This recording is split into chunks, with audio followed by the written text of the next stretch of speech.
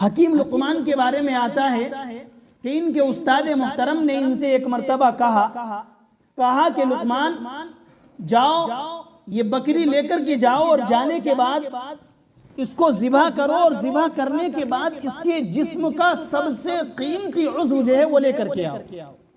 حکیم لقمان جاتے ہیں اور جانے کے بعد بکری کو ذبح کرتے ہیں۔ ذبح کرنے کے بعد اپنے استاد محترم کی مجلس میں آتے ہیں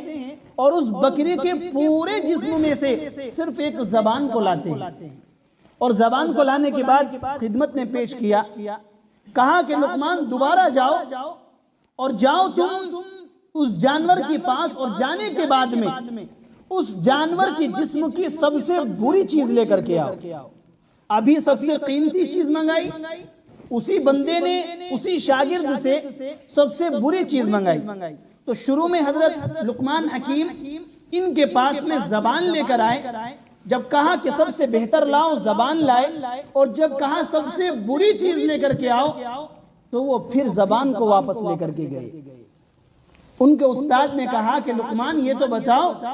کہ جانور بھی ایک ہے، کہنے والا بھی ایک ہے، جس سے بات کہی جا رہی وہ بھی ایک ہے، میں نے یہ کہا سب سے بہتر چیز لاؤ تم زبان لے کر آئے، اور میں نے کہا سب سے بری چیز لے کر کے آؤ تم زبان لے کر آئے، وجہ کیا ہے؟ کہا حکیم لقمان نے کہ حضرت بات اس طرح ہے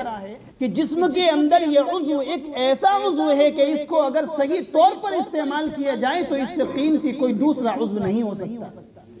وہ کہا اگر اس کو برائی کے طور پر استعمال کیا جائے، غلط استعمال کیا جائے،